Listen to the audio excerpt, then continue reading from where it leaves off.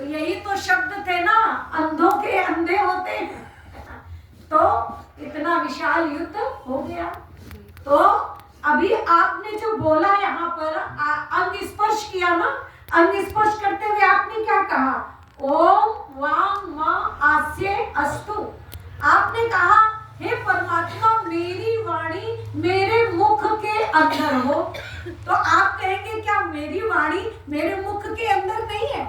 जीभ तो मुख के अंदर ही है, जीभ यहाँ बाहर तो लगी नहीं है कि यहाँ लगी हो यहाँ लगी हो, वो तो मुख के अंदर ही है।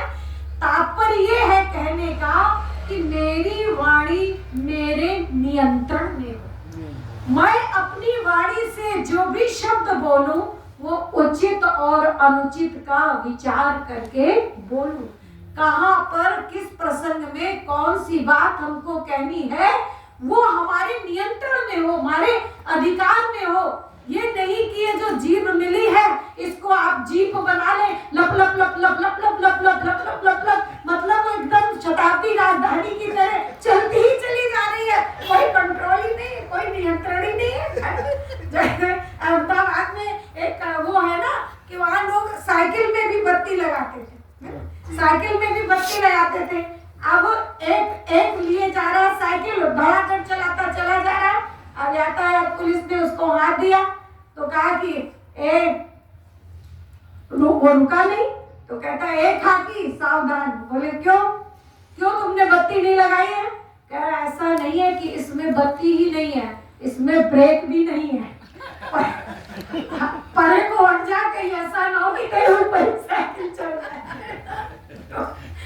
मतलब हमारी ब्रेक होना चाहिए हमारे उसमें। अगर हम ब्रेक नहीं लगाते, नियंत्रण नहीं करते तो वही स्थिति हो जाती है, सावधानी में जो दुर्घटनाएं घट जाती हैं। तो इस वाणी के पीछे कितने बड़े बड़े युद्ध हो जाते हैं। तो इसको कहते हैं वाक युद्ध। तो वाक युद्ध ना हो इसलिए वाणी को अपने नियंत्रण में हमको रखना चाहिए, है। और अथर्ववेद में पूछा गया प्रश्नोत्तर शैली में, कस्य मात्रा न विद्यते। वहां पूछा गया किसका मूल्य नहीं आंका जा सकता। तो ये वेद ने ही उत्तर दिया, गोस्तु मात्रा न विद्यते।